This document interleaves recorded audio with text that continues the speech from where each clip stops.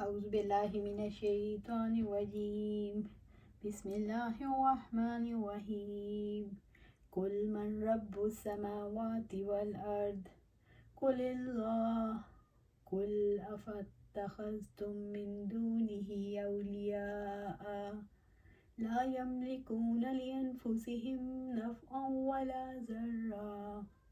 قل هل يستوي الأعمى والبصير أم هل تستوي الظلمات والنور أم جعلوا لله شركاء خلقوا كخلقه فتشابه الخلق عليهم. قل الله خالق كل شيء وهو الواحد القهار. آپ پوچھیں آسمانوں اور زمین کا رب کون ہے؟ کہہ دو اللہ تعالیٰ ہی ہے۔ آپ کہہ دیں کیا پھر بھی تم نے اس کے سوا کچھ کارساز بنا رکھے ہیں جو اپنی ذات کے لیے نفع و نقصان کا بھی اختیار نہیں رکھتے؟ کہہ دو کہ کیا اندھا اور بینا برابر ہو سکتے ہیں، یا کیا اندھیرے اور روشنی برابر ہوتے ہیں؟ یا انہوں نے اللہ تعالیٰ کے شریک بنائے ہیں جنہوں نے اللہ تعالیٰ کے پیدا کرنے کی مانند پیدا کیا ہے، چنانچہ تخلیق ان پر مشتبہ ہو گئی۔ آپ کہہ دو اللہ تعالیٰ ہی تمام اشیاء کا خالق ہے اور وہی ایک ہے نہایت زبردست۔ سورۃ الرعد آیہ 16۔ قل من رب السماوات والارض۔ آپ پوچھیں آسمانوں اور زمین کا رب کون ہے، یعنی آپ صلی اللہ علیہ وآلہ وسلم ان سے پوچھیں کہ زمین اور آسمان کا خالق، مالک، ان کے کاموں کی تدبیر کرنے والا کون ہے؟ قل اللہ، کہہ دو اللہ تعالیٰ ہی ہے۔ اللہ رب العزت نے اپنے رسول صلی اللہ علیہ وآلہ وسلم کو حکم دیا آپ انہیں بتا دیں کہ وہ اللہ ہے، جبکہ ان کے پاس بھی اس کے سوا کوئی جواب نہیں۔ قل افاتخذتم من دونہ اولیاء۔ آپ کہہ دیں کیا پھر بھی تم نے اس کے سوا کچھ کارساز بنا رکھے ہیں؟ آپ صلی اللہ علیہ وآلہ وسلم ان سے پوچھیں جو اللہ تعالیٰ کے ماں سوا اولیاء بناتے ہیں، جو ان سے ویسی ہی محبت کرتے ہیں جیسی اللہ تعالیٰ سے کرنی چاہیے، جو ان کی عبادت کرتے ہیں جو عبادت کے مستحق نہیں۔ لا یملکون لانفسہم نفعا ولا ضرا، جو اپنی ذات کے لیے نفع و نقصان کا بھی اختیار نہیں رکھتے، جو اپنی ذاتی نفع نقصان کا بھی اختیار نہیں رکھتے۔ وہ مخلوق کے ولی سرپرست کیسے ہو سکتے ہیں؟ تم نے غیر اللہ کو اپنا سرپرست بنایا اور اس کو چھوڑ دیا جو زندہ اور مردوں کا مالک ہے، جو ساری کائنات کے نفع و نقصان کا اختیار رکھتا ہے، جو تخلیق پر قدرت رکھتا ہے، جو پوری کائنات کی تدبیر کرتا ہے۔ وہی عبادت کا حق رکھتا ہے، وہی یہ حق رکھتا ہے کہ اس کی بات مانی جائے، اس کی اطاعت کی جائے، جس کو اپنے نقصان اور نفع پر اختیار نہیں بلکہ حقیقتاً اپنے نفع نقصان کی بھی پوری سمجھ نہیں، وہ دوسروں کی رہنمائی کیسے کر سکتا ہے؟ قل هل يستوي الأعمى والبصير، کہہ دو کہ یہ اندھا اور بینا برابر ہو سکتے ہیں؟ اللہ تعالیٰ نے آپ صلی اللہ علیہ وآلہ وسلم کو حکم دیا کہ آپ صلی اللہ علیہ وآلہ وسلم ان سے کہہ دیں ایک خالق کو ماننے والا، اس کی عبادت کرنے والا اور مخلوق کی اطاعت کرنے والا، اس کی ماننے والا، اس کی عبادت کرنے والا برابر نہیں ہو سکتے۔ خالق کی ماننے والے بینا ہیں اور مخلوق کی ماننے والے، ان کی عبادت کرنے والے نابینا ہیں۔ کیا اندھا اور آنکھوں والے برابر ہو سکتے ہیں؟ خود ہی فیصلہ کرو۔ ام هل تستوی الظلمات والنور، کیا اندھیرے اور روشنی برابر ہوتے ہیں؟ اب خود ہی بتاؤ، کیا روشنی اور اندھیرے کا ایک ہی مزاج ہے؟ خالق کی اطاعت کرنے والے روشنی میں ہیں اور مخلوق کی اطاعت کرنے والے اندھیرے میں ہیں۔ ام جعلوا للہ شرکاء، یا انہوں نے اللہ تعالیٰ کے شریک بنائے ہیں؟ کیا ان لوگوں نے اللہ تعالیٰ کے شریک کر لیے ہیں جن کے بارے میں ان کا یقین ہے کہ وہ اللہ تعالیٰ کی مخلوق ہیں، جن کی یہ مانتے ہیں، جن کی یہ اطاعت کرتے ہیں؟ خلقوا کخلقہ، جنہوں نے اللہ تعالیٰ کی پیدا کرنے کی مانند پیدا کیا ہے، یعنی ان شریکوں نے مخلوق کو پیدا کیا جیسا کہ اللہ تعالیٰ نے پیدا کیا ہے۔ متشابہ الخلق علیہم، چنانچہ تخلیق ان پر مشتبہ ہو گئی۔ پھر کیا مشرکوں پر تخلیق کا معاملہ مشتبہ ہو گیا جس کی وجہ سے وہ ان کی عبادت کرتے ہیں؟ تو اس کا جواب نہیں، کیونکہ نہ انہوں نے پیدا کیا ہے، نہ مکھی یا اس سے بھی بڑی یا چھوٹی چیز پیدا کرنے کی قدرت رکھتے ہیں۔ پھر ان کی عبادت کیسے درست ہو سکتی ہے جس نے کچھ بھی پیدا نہیں کیا؟ کل، اے رسول اللہ صلی اللہ علیہ وسلم اب کہہ دیجئے، اللہ خالق کل شیء، اللہ تعالیٰ ہی تمام اشیاء کا خالق ہے، یعنی اللہ تعالیٰ کے سوا کوئی بھی نہ اپنے آپ کو پیدا کر سکتا ہے، نہ کوئی چیز بغیر خالق کے وجود میں آ سکتی ہے۔ تب پھر یہ ثابت ہو گئی کہ کوئی ایسی ذات ہے جس نے کائنات کو پیدا کیا، وہی اس کا الہ ہے، اور کائنات کی تخلیق میں کوئی اس کا شریک نہیں، کیونکہ واحد اور قہار ہے۔ وحدانیت اور غلبہ لازم و ملزوم ہیں۔ وَهُوَ الْوَاحِدُ الْقَهَّارُ، اور وہی ہے نہایت زبردست۔ اللہ تعالیٰ واحد ہے، اس کا کوئی ثانی نہیں، وہ ہر چیز پر غالب ہے۔ پھر کیسے تم غیر اللہ کی عبادت کرتے ہو جو نہ تمہیں نفع دے سکتے ہیں نہ نقصان سے بچا سکتے ہیں؟ انزل من السماء ماء فسالت اودية بقدرها فاحتمل السيل زبدا رابيا ومما يوقدون عليه في النار ابتغاء حلية أو متاع زبد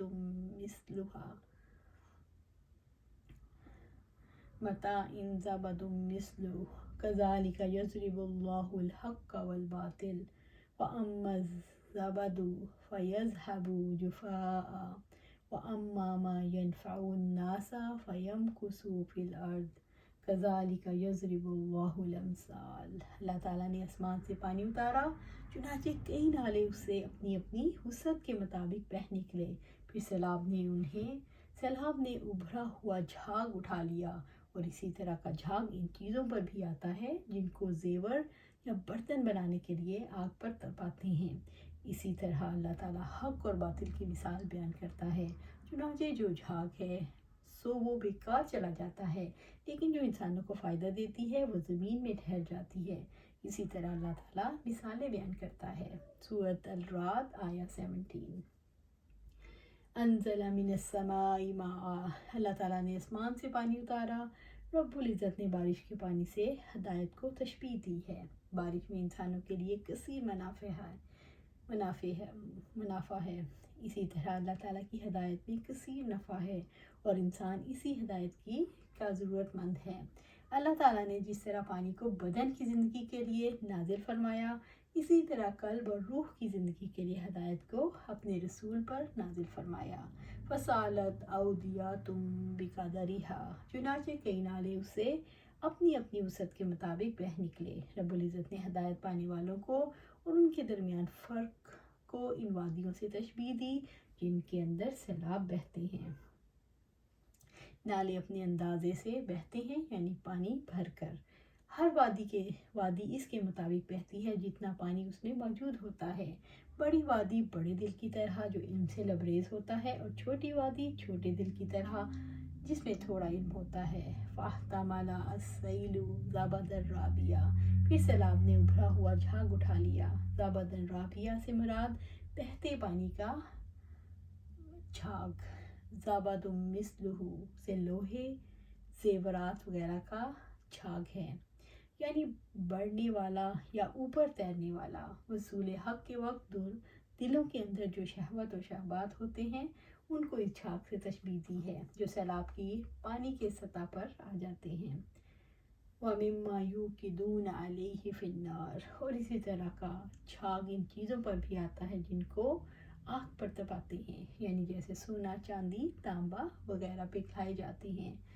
ابتغاء حلیۃ، زیور بنانے کے لیے، یعنی سونے چاندی سے زیورات بنانے۔ او متاع، یا برتن، المتاع جس چیز سے تو فائدہ اٹھائے اس کو کام میں لائے۔ یہ جھاگ اس وقت بھی اوپر آ جاتا ہے جب زیور کو کھوٹ سے خالص کرنے کے لیے آگ میں تپایا جاتا ہے، اور جھاگ برابر پانی کے اوپر رہتا ہے، اور پانی کو مقطر کرنے سے والا میل کچیل پانی کی سطح پر تیرتا رہتا ہے۔ کذالک، اسی طرح، یعنی ان چاروں امور میں دو پانی اور جو ہر کی مثال ہے جو حق کی ہیں، اور دو باطل کی ہیں، وہ پانی کے جھاگ اور دھاتوں کے جھاگ کی ہیں۔ فَأَمَّا الزَّبَدُ، چنانچہ جھاگ ہے، جہاں تک جھاگ کا تعلق ہے، خواہ پانی پر ہو یا دھاتوں پر جو آگ پر دبائی جاتی ہیں، فَيَذْهَبُ جُفَاءً، سو وہ بیکار چلا جاتا ہے۔ جفاء اجفات القدر سے نکلا ہے، یعنی ہانڈی نے جوش مارا، جھاگ اوپر آ گیا، پھر جب ہانڈی ٹھنڈی ہوئی تو وہ جھاگ بھی بیکار سوکھ کر فنا ہو گیا۔ حق باطل سے اسی طرح جدا ہو جاتا ہے۔ وَأَمَّا مَا يَنْفَعُ النَّاسَ فَيَمْكُثُ فِي الْأَرْضِ، لیکن جو انسانوں کو فائدہ دیتی ہے وہ زمین میں ٹھہر جاتی ہے، یہاں تک کہ وہ جھاگ مزمحل ہو کر ختم ہو جاتا ہے اور صاف پانی اور خالص زیور باقی رہ جاتا ہے جو لوگوں کے لیے فائدہ مند ہے۔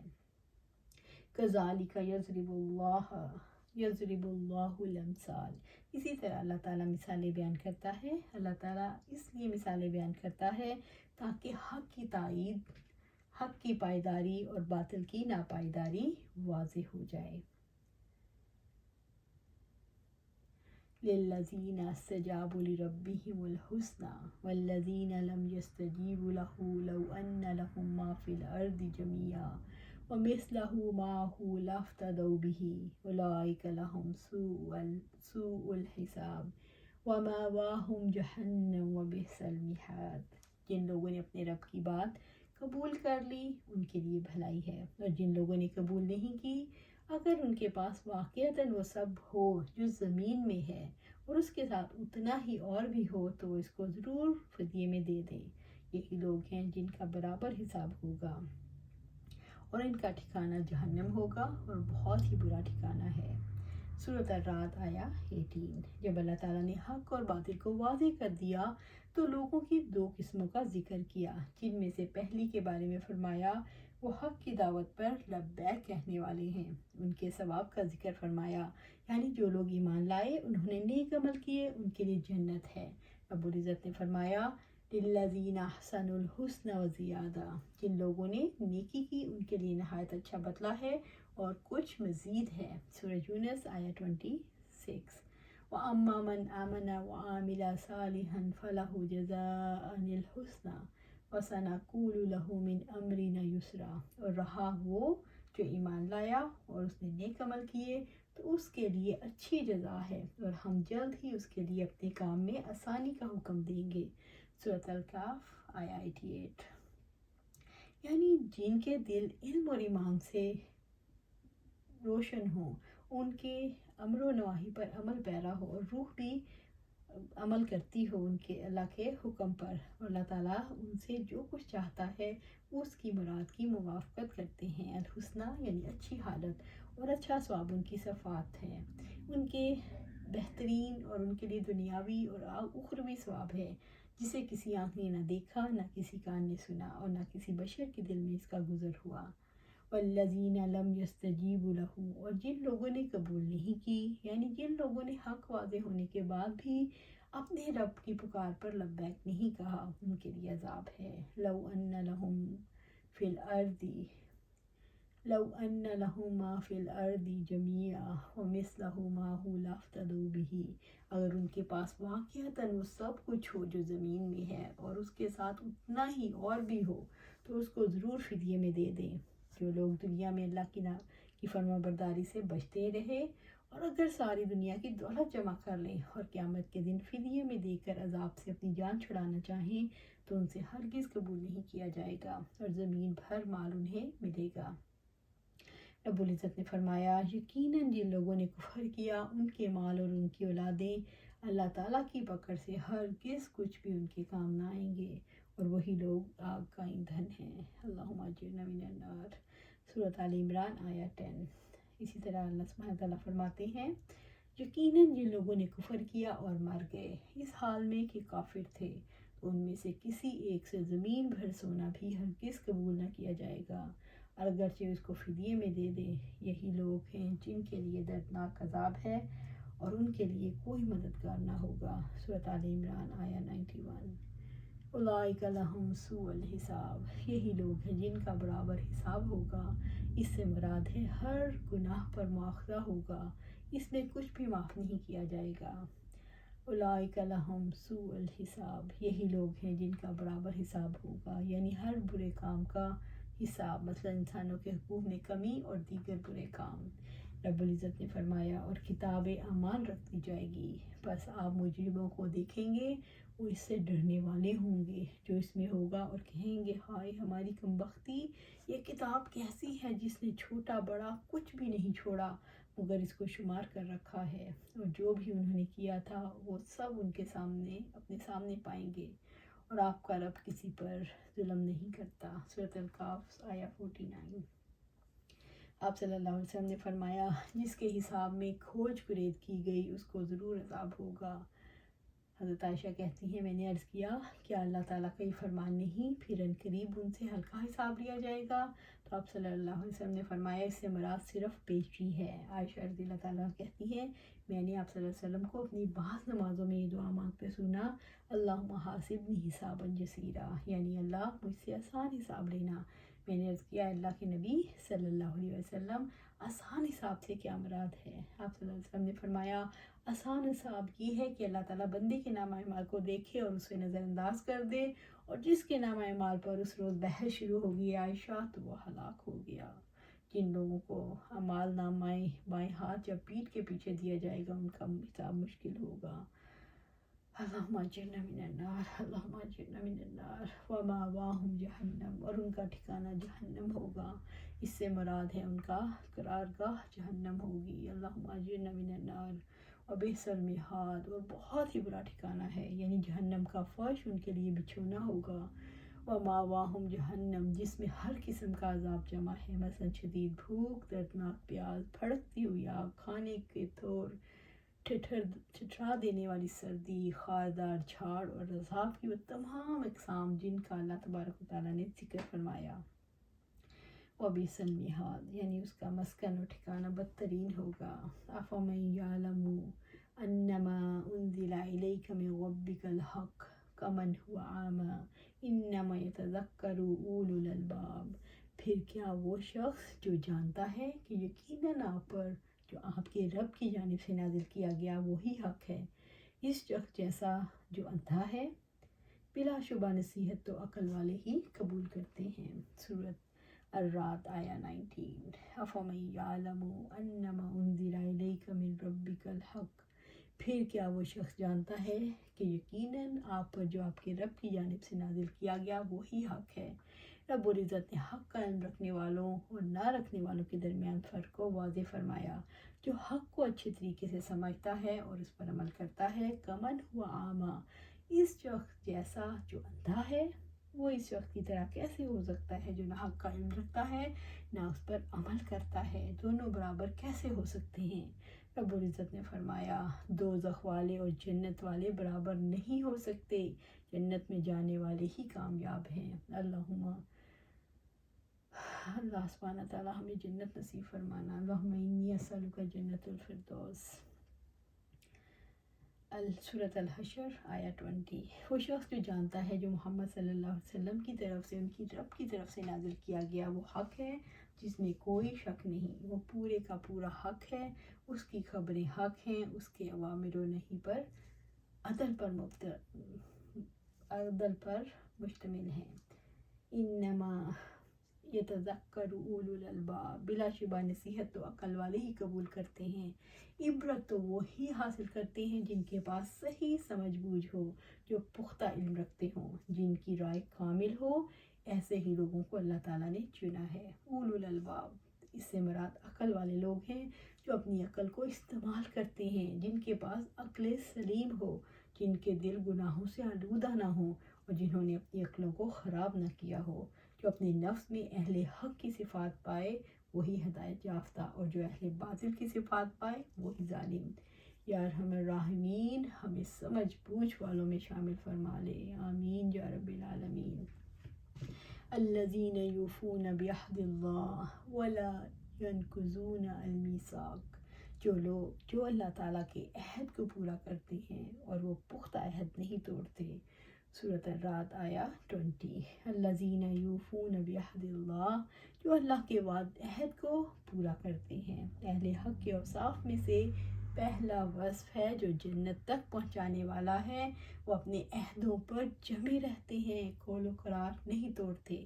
جو ذمہ داریاں اللہ تعالیٰ نے ان پر عائد کی ہیں، وہ عہد جو اللہ تعالیٰ نے ان سے لیا تھا، یعنی اس کے حقوق کا کامل طور پر قائم کرنا، ان کو پوری طرح ادا کرنا، یعنی ان حقوق کی نشو و نما اور ان میں خیر خواہی کرنا۔ ابن عباس رضی اللہ تعالیٰ عنہ سے مروی ہے کہ عہد کو پورا کرنے میں اللہ تعالیٰ کے حلال کو حلال جاننا، اس کے حرام کو حرام جاننا، اس کے فرائض کی پابندی کرنا، اس کی حد بندی کی نگہداشت کرنا بھی ہے۔ کسی بات کے خلاف نہ کرو، حد کو نہ توڑو، کسی حرام کو نہ کرو۔ وَلَا يَنْقُضُونَ الْمِيثَاقَ، اور وہ پختہ عہد نہیں توڑتے، یعنی اس معاہدے کو نہیں توڑتے جو انہوں نے اللہ تعالیٰ سے باندھا ہے۔ اس میں ہر قسم کا عہد شامل ہے، مثلاً قسم، نظر اور عام معاہدے جنہیں لوگ اپنے اوپر لازم کر لیتے ہیں۔ رب العزت نے فرمایا، اے لوگو جو ایمان لائے ہو، معاہدوں کو پورا کرو۔ سورۃ المائدہ آیہ 1۔ کوئی شخص بھی معاہدے کی پابندی کے بغیر عقل والوں میں شمار نہیں کیا جا سکتا۔ رب العزت نے فرمایا، اور عہد کو پورا کرو، یقیناً عہد کے بارے میں سوال کیا جائے گا۔ سورۃ بنی اسرائیل آیہ 34۔ رحمان کے بندے تو وہ ہیں جو عہد کی پابندی کرتے ہیں، جیسا کہ فرمایا، اور وہی جو اپنی امانتوں اور اپنے عہد کی رعایت کرنے والے ہیں۔ سورۃ المومنون آیہ 8۔ ابو ہریرہ رضی اللہ تعالیٰ عنہ سے روایت ہے کہ آپ صلی اللہ علیہ وآلہ وسلم نے فرمایا، منافق کی علامتیں 3 ہیں: جب بات کرے جھوٹ بولے، جب وعدہ کرے تو اس کے خلاف کرے، اور جب اس کو امین بنایا جائے تو خیانت کرے۔ اس میں عبد الرحمن رضی اللہ تعالیٰ عنہ وہ بیان کرتے ہیں کہ آپ صلی اللہ علیہ وسلم نے فرمایا، منافق کی 3 نشانیاں ہیں: خواہ وہ روزے رکھے، نماز پڑھے اور گمان رکھے کہ وہ مسلم ہے۔ عہد کی پاسداری کون کر سکتا ہے؟ جو شخص ایمانی عہد کی پاسداری کرتا ہے تو وہ سارے انسانی اور ربانی عہدوں کی پاسداری کرتا ہے۔